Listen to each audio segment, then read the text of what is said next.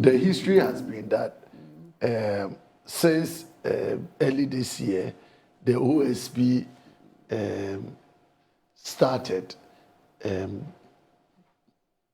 investigations which he wanted the former finance minister to fiscally appear. Records suggest that when the former finance minister was leaving the jurisdiction, he had notified the new chief of staff under President Mahama and also all possible statutory agencies that he was going for medical treatment. And so anybody that requires his input into anything, including the Ministry of Finance activities and work, they could reach him on a particular contact and so on and so forth. So he left the jurisdiction for healthcare purposes. And then OSP instituted an investigations and chose to invite him to appear in person, failure to which he was going to declare him a fugitive from justice. And so it is that Interpol alert that the OSP triggered that caused a whole lot of conversation around whether Ken Ofori-Atta was running away from justice or he was going through proper medical attention. You know, in the public space, if you are not careful and such trials are being made in the public, there are impressions created that because the person is being investigated, he's running away from the country. And so it was important for the lawyers of Ken and the family to put it out there that the man is actually going on medical treatment. And we always say, like we are doing, if the person is unwell and he dies, what will become of the investigation?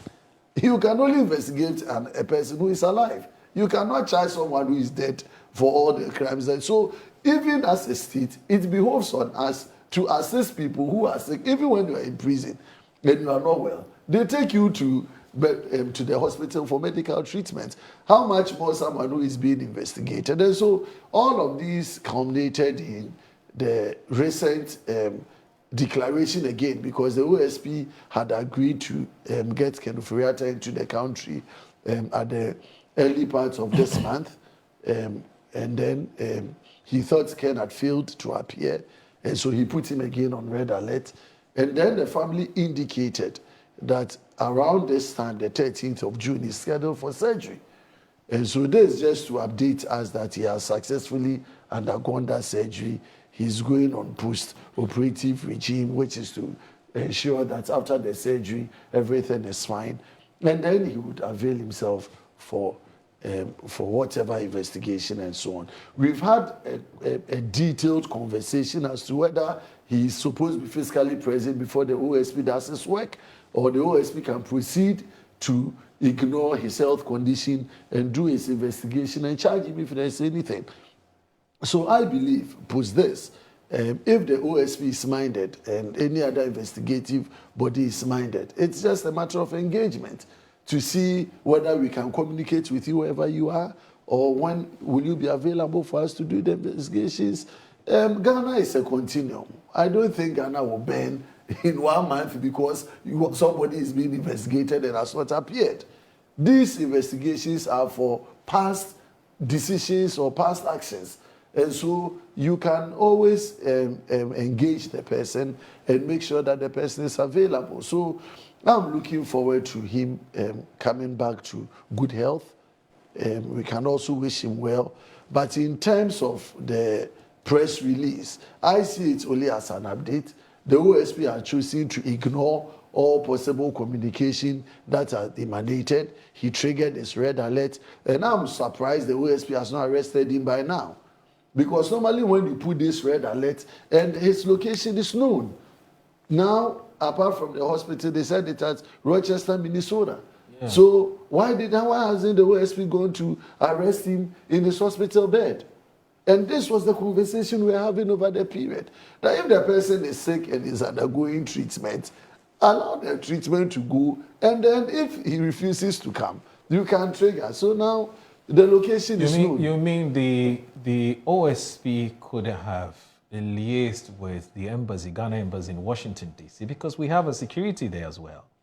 So you go there, liaise with them, and get them to go there and say you're under arrest for so and so and so. But of course, he couldn't have done that when he's in a sick bed, awaiting, surgery. But now that surgery is over, they would want to wait for him to recover fully before they So I leave this they to effect the arrest. No, I leave this to the judgments of the OSP and the state security apparatus. Because for me, the principle is that everybody should avail himself for investigation.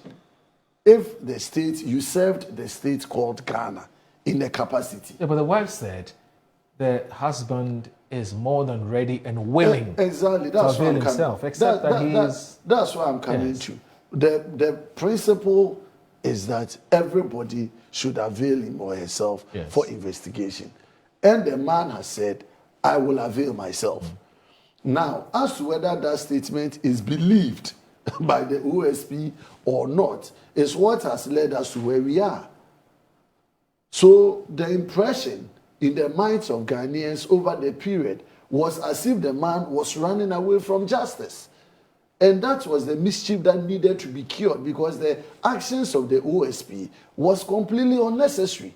And that has been my consistent position. That if you have, because he has the state at his disposal to confirm or otherwise the health condition of the person when the person wrote to him and the lawyers were asking for this leave.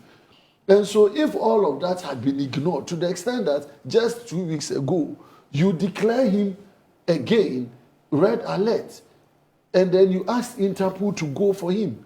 And then we are here today, 2 weeks later, he's undergone surgery, and then this is the update we are receiving. Then it means that the OSP either was not concerned about the health or the surgery that was supposed to go on, or we are only doing politics in the public domain, and that is what we need to avoid. So now, the OSP has a decision to make.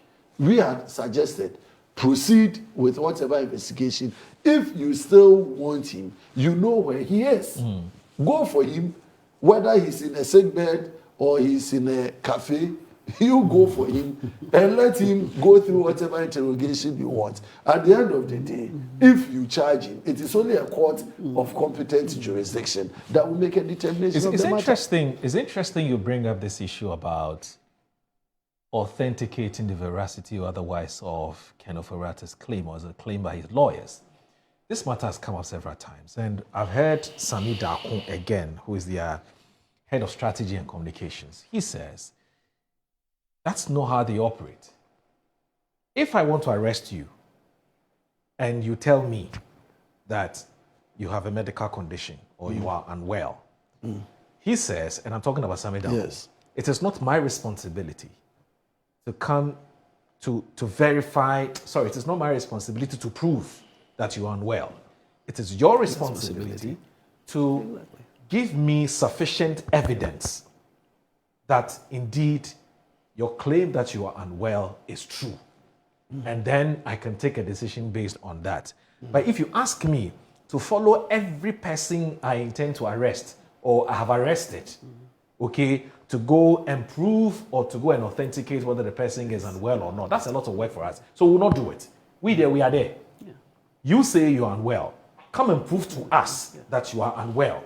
And then we can take a decision as to how to treat or how to handle your matter. Yeah, so what do you make of that? No, I don't have any problem with that assertion. Okay. My point has been what has been the engagement between his office, that is the Ken Ofori-Atta's legal team, and the OSP, and what is the trust level between both parties? Quite clearly, I think there's some level of mistrust. Exactly. Exactly. So that is what has triggered all of this, because if the OSP... In fact, I'm even thinking that it is this same lack of trust which has occasioned the authoring of this letter. Exactly. Now, whether or not this letter is sufficient enough to bridge that trust gap, it's another conversation we can have. Exactly. Because again, when you look at this letter, again, there's no signature. Exactly. Of course, the only reason why we can place some premium on this is because we've had Prof grant interviews on some media houses and actually confirming that indeed she's the one, behind this letter. And that's why we're having a conversation at the back of it. But quite clearly, she realizes or recognizes that there's a certain trust deficit That is so. and it ought to be bridged. And so she has decided to take it upon herself to do this. Now, I would have wished that it was the medical doctors who did this, but I'm told last week when Kwesi Price was here, this matter came up about, is Ken really sick or truthfully sick, honestly sick? And apparently he said there's a journalist. I just said I have a bit of a challenge with his modus operandi, but apparently there's a journalist who wrote to the hospital wanting some better or further and better particulars about his state of health. And the hospital actually told this journalist that they're unable to comment. So no comment. So, and that's in line with their Ethics, policy.